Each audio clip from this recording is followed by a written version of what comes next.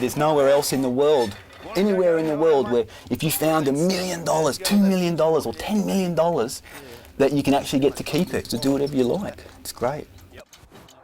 And I can just stand here on top of the hill and I can point around and go, $1 million, $500,000, $6 million, $500,000, $300,000, $600,000.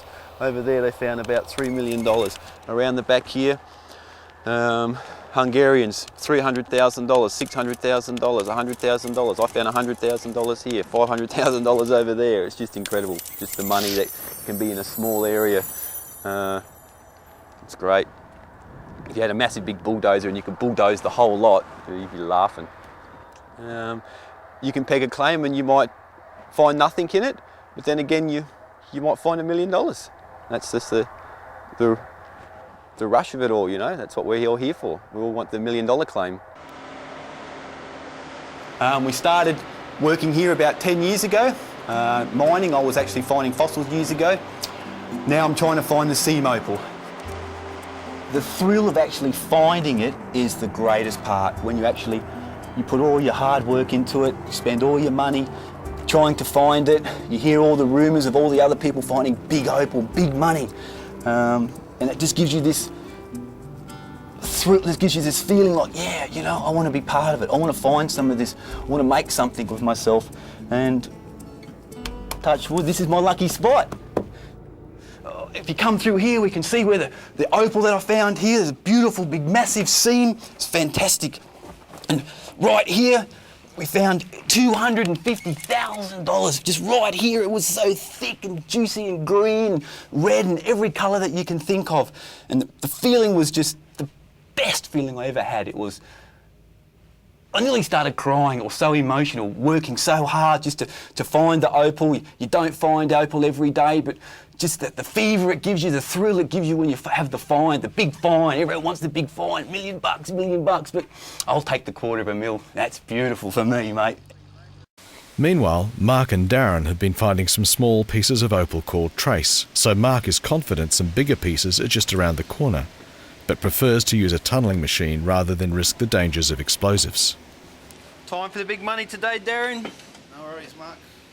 When you're using the tulling machine, it's got all these teeth on it, and when you're cutting through the ground, it sounds really dull, but when you hit the opal, it sounds like glass smashing.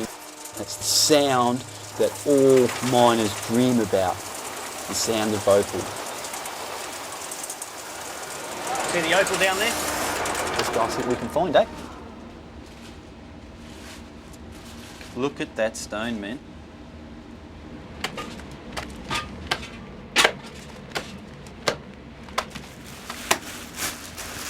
Oh, there's opal everywhere. Flashy.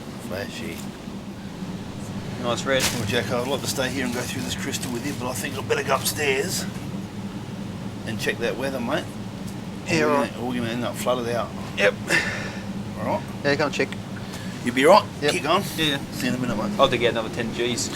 Another 10 Gs. Very nice. Another 10 Gs? That day they pulled 50 Gs out of the wall. There is a massive storm brewing. And when it does rain in Coober Pedy, it buckets down. This is not good news for the miners. The normally hot and dusty desert is awash, and the mines are easily flooded. This is not the time to be caught 30 metres under. Let's face it, it's irreplaceable sort of material. I mean, you just don't see big pieces like that at all. Later that night, Mark's dad Stuart, a licensed opal valuer, drops in to see him. Oh, wonderful, Karen. Thank you, love. Very much. Cheers. He only wants the best quality opal, and he's willing to pay a great price for this quality opal. Actually, what I'd like to show you, mate, is that that stone I first found when I was sitting on the tulling machine with Darren. Yeah. And I thought that life was over. And all of a sudden she rained from the heavens. If I can find it, there she is. I'm thinking about buying it out of the parcel for myself. Reckon I should? Yeah. As sentimental Yeah, value, no, you know, no. just Well, no, it's got a story behind it, hasn't it? Yeah. So you might as well. Yeah. I mean, that is beautiful. That is just awesome. yeah, I'll never forget when I was driving down that little tiny tunnel and Darren was sitting on the blower pipe and he was sitting there and had his hands between his legs and he was crying poverty. So was I, you know, and within a couple of cuts that little baby just sort of popped out. Oh, it's the best feeling, I tell you, when I found it, mate. I was so excited. sure. It was fantastic. That's pretty beautiful. No, keep it. I mean, that's got a story. Down to money. I mean, you never replace that. I mean, that's the background for all of it, isn't it? So I mean, that's what you should keep.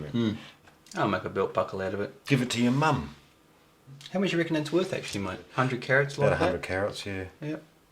So in the rough, it's got to be worth $85 to $90 a carat, just in the rough, the way it is. Wow. So that's $8,000 and $9,000, isn't it? Just like it is.